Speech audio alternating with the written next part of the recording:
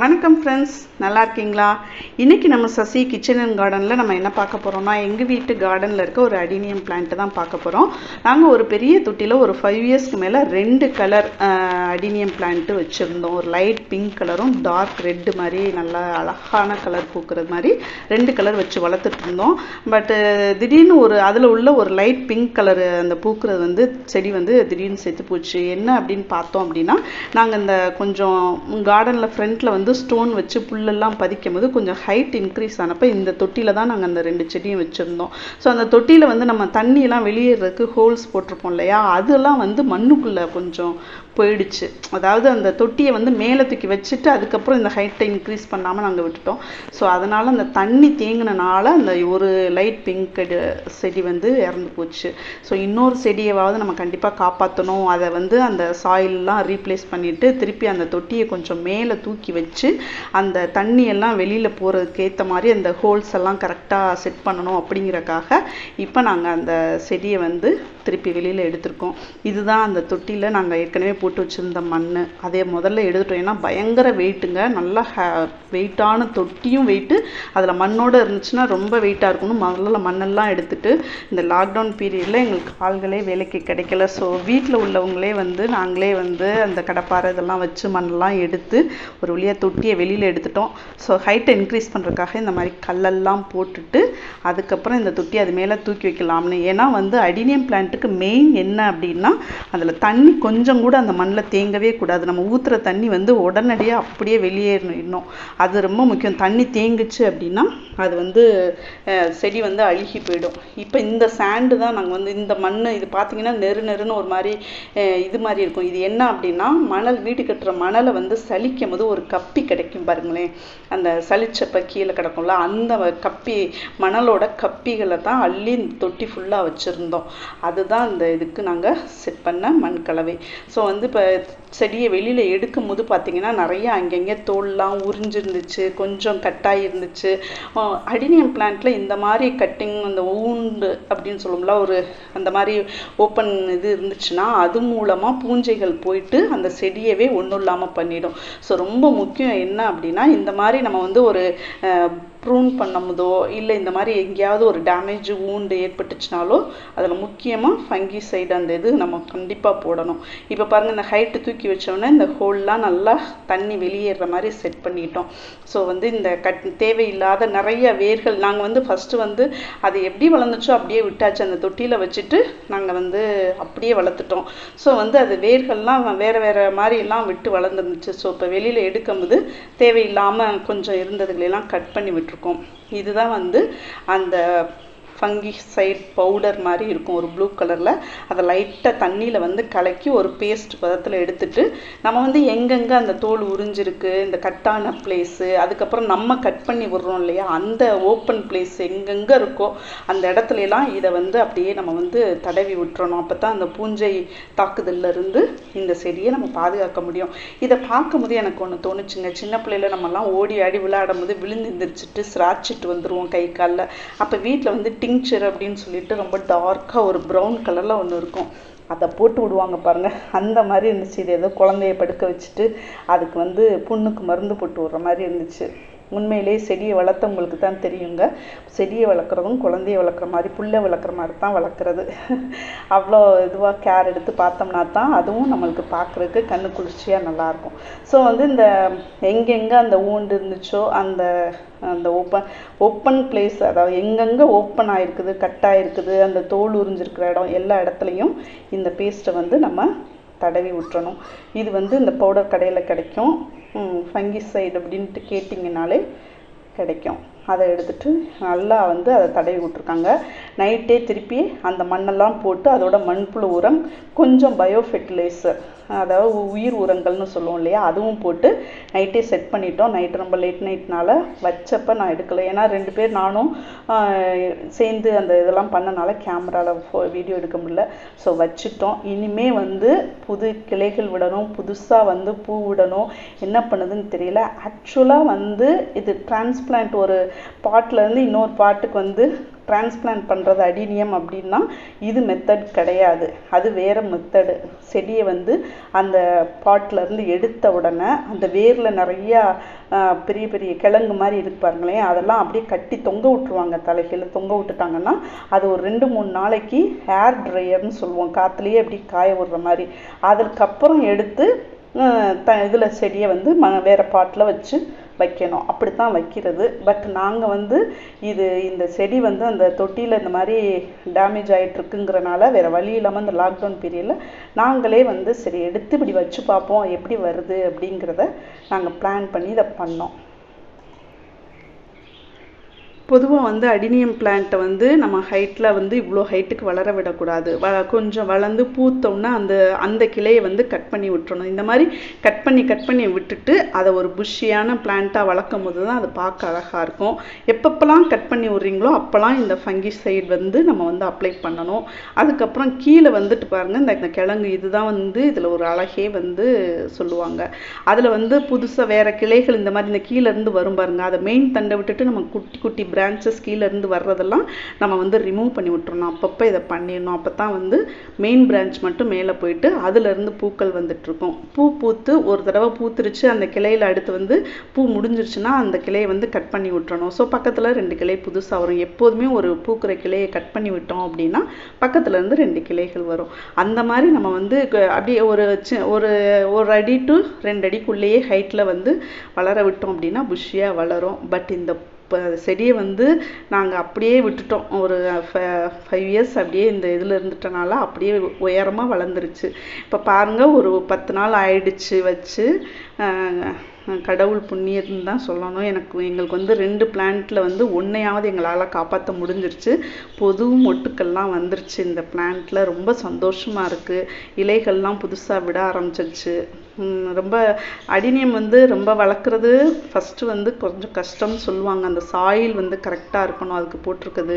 அதே மாதிரி அந்த தொட்டி அளவு, அதுக்கப்புறம் வந்து இந்த ப்ரூன் பண்ணுறது எல்லாமே கரெக்டாக இருக்கும்போது தான் இது நல்லா பார்க்கும்போது அவ்வளோ அழகாக இருக்கும். இப்போ வந்து நாங்கள் எதுவுமே பண்ணாமல் அப்படியே விட்டுட்டனால ஒரு செடியை இழந்தாச்சு. சரி, இந்த செடியவாவது நம்ம காப்பாற்றிடணும் அப்படிங்கிற இதில் நாங்கள் டக்குன்னு ஒரு நாள் தான் மத்தியானத்துக்கு மேலே ரெடி பண்ணி அந்த தொட்டிலேருந்து எல்லா மண்ணையும் எடுத்து செடியும் எடுத்து அதுக்கப்புறம் வந்து ரொம்ப ஹைட்டுக்கு போன அந்த பிரான்ச்சஸை மட்டும் கட் பண்ணி விட்டுட்டு மற்ற பிரான்ச்செல்லாம் அப்படியே வச்சுட்டோம். ஏன்னா வந்து நம்ம வந்து ரீப்ளான்ட் பண்ணும்போது, அதாவது தொட்டி மாற்றும் போது கண்டிப்பாக நம்ம வந்து ப்ரூன் பண்ணவே கூடாது, கட் பண்ணி விடக்கூடாது செடியை. ஏதாவது ஒன்று தான் பண்ணணும். ப்ரூன் பண்ணுறது வேற ஒரு டைம் தான் பண்ணணும்.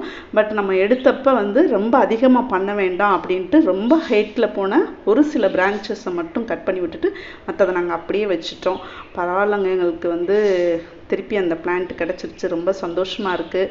திருப்பி வந்து பழைய அது தொட்டியில் இருந்தப்போ கூட, அதாவது பழைய தொட்டியில் இதே தொட்டியில் முன்னாடி இருந்தப்போ கூட இந்த அளவு அது பூத்ததில்லை.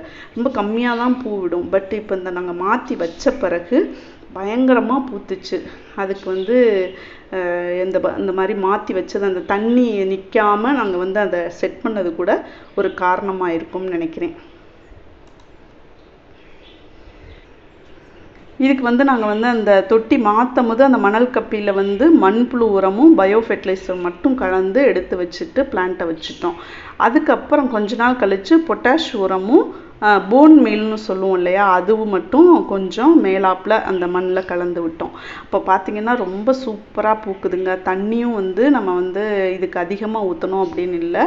நம்ம ஊற்றுற தண்ணி வந்து உடனே வந்து அதில் வந்து வெல் ட்ரெயின்டு சாயில் அப்படின்னு சொல்லுவோம். அந்த ஹோல்ஸ் வெளியே வந்து டக்குன்னு தண்ணி ஃபுல்லாக வெளியே வந்துடணும். கொஞ்சம் மட்டும் அதில் ஈரப்பதம் இருக்கணும். அப்படி இருந்தால் போதும். இது வந்து கொஞ்சம் வெயில் காலத்தில் தான் நல்லா பூக்கக்கூடிய ஒரு பிளான்ட்டு. அதெல்லாம் நல்லா தெரியும் உங்களுக்கு எல்லாருக்கும். பட் கண்டிப்பாக வந்து ரீபாட் பண்ணுற மெத்தடே கிடையாது. இது ரீபாட் பண்ணுற மெத்தடுங்கிறதே வேறு. அதை வந்து நான் புதுசாக அடினியம் பிளான்ட்டு ஹார்வியோரால் வாங்கியிருக்கேன். ஏற்கனவே அது அந்த இது வந்து அப்லோட் பண்ணியிருக்கேன் வீடியோ. ஸோ அந்த பிளான்ட்டை அதாவது ரீபாட் பண்ணும்போது நான் வந்து கண்டிப்பாக அதெல்லாம் எப்படி பண்ணுறதுங்கிறத நான் அப்லோட் பண்ணுறேன். பட் இது வந்து ஒரு 5 இயர்ஸாக இருந்தது. ஒரு செடி இறந்துருச்சு, இன்னொரு செடியை நம்ம காப்பாற்றியே ஆகணும் அப்படிங்கிற ஒரு சிச்சுவேஷனில் நாங்கள் பண்ண மெத்தடு தான் இது. பட் இது கரெக்டான ரீபாட் மெத்தட் கிடையாது. பட் இப்போ வந்து ஏதோ ஒன்று பண்ணோம். நாங்கள் மனசு வந்து கண்டிப்பாக இந்த செடியை காப்பாற்றணும், ரொம்ப அழகாக இருக்குது, நம்ம இந்த செடிக்கு வந்து எப்படியாவது அதை வந்து உயிர் கொடுத்துடணும் அப்படிங்கிற எண்ணத்தோடு எல்லாரும் சேர்ந்து செஞ்சதுனால எங்கள் எண்ணங்களே வந்து அதை வந்து அந்த செடியை எங்களுக்கு திருப்பி கொடுத்துருச்சு அப்படின்னு சொல்லலாம். ஏன்னா வந்து எண்ணம் போல் வாழ்வுன்னு சொல்லுவோம் இல்லையா, அது மாதிரி நாங்கள் வந்து அவ்வளோ ஆசைப்பட்டோம் இந்த செடி வந்து திருப்பி வரணும், திருப்பி பூக்கணும். இவ்வளோ அதாவது சிலருக்கு வந்து சொல்லுவாங்க அடினியம் பிளான்ட்டு வரவே மாட்டேங்குது, இதெல்லாம் உங்கள் வீட்டில் வச்சுருக்கீங்க அப்படின்னா, அந்த அளவு வந்த பிளான்ட்டை வந்து நம்ம கேர் பண்ணாமல் விட்டுட்டோம் அப்படிங்கிற ஒரு வருத்தம் இருந்துச்சு மனசில். பட் இப்போ வந்து ரொம்ப சந்தோஷமாக இருக்குது, அது வந்துருச்சு, திருப்பி பூத்துருச்சு. அதுவும் பழையதை விட இப்போ அதிகமாக சூப்பராக பூக்குதுங்க.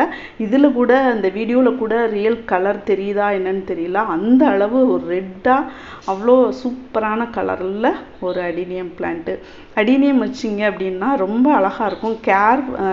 அதுக்கு வந்து மெயின்டெனன்ஸ் வந்து ரொம்ப குறைவான ஒரு மெயின்டெனன்ஸ் உள்ள பிளான்ட்டுன்னு சொல்லலாம். அந்த சாயில் மட்டும் கரெக்டாக செட் பண்ணிட்டீங்க அப்படின்னா போதும். தண்ணி வந்து ஒரு நாள் விட்டு ஒரு நாள் அந்த மாதிரி ஊற்றிக்கலாம், தண்ணி நிற்கணும் அப்படின்னு அவசியமே கிடையாது. ஸோ வந்து ரொம்ப மெயின்டெனன்ஸ் கம்மியான ஒரு பிளான்ட்டு வளர்ந்துருச்சு அப்படின்னா செமையாக இருக்கும் கார்டனில் பார்க்குறதுக்கு.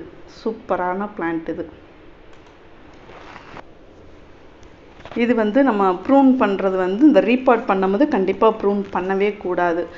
அது ஒரு டைம் தனியாக வந்து நல்லா பூத்து முடிஞ்ச கிளைகளை வந்து கட் பண்ணி விட்டுட்டு திருப்பி அந்த கட் பண்ண ஒவ்வொரு சமயமும் நம்ம கட் பண்ணும்போது அந்த ஃபங்கிசைடு கண்டிப்பாக நம்ம வந்து அதில் அப்ளை பண்ணணும். அப்போ தான், ஏன்னா இதில் பூஞ்சை தாக்குதல் பயங்கரமான ஒரு பாதிப்பை ஏற்படுத்தும் இந்த செடிக்கு. ஸோ வந்து ஒவ்வொரு டைமும் அந்த பூஞ்சைக்கொல்லி மருந்து வந்து நம்ம பயன்படுத்தணும். அது கடையில் கேளுங்க, கண்டிப்பாக அந்த பிளான்ட்டுக்கான திங்ஸ் எல்லாம் உரம்லாம் கிடைக்கும்ல, அங்கே வந்து இந்த மருந்து கண்டிப்பாக கிடைக்கும். அதை வாங்கி தண்ணியில் வந்து லைட்டாக பேஸ்ட் மாதிரி கலந்துக்கிட்டு அதில் தடவினா போதும். ப்ரூனிங் வந்து ஒவ்வொரு சமயமும் ஒவ்வொரு கிளையிலையும் பூத்து முடிஞ்சோடனே அந்த கிளையில் வந்து நம்ம ஒரு கீழேருந்து மெயின் பிரான்ச்சிலேருந்து ஒரு அடி அந்த மாதிரி விட்டுட்டு நம்ம கட் பண்ணி விட்டோம் அப்படின்னா திருப்பி வந்து புஷ்ஷியாக வளர ஆரம்பிச்சிடும்.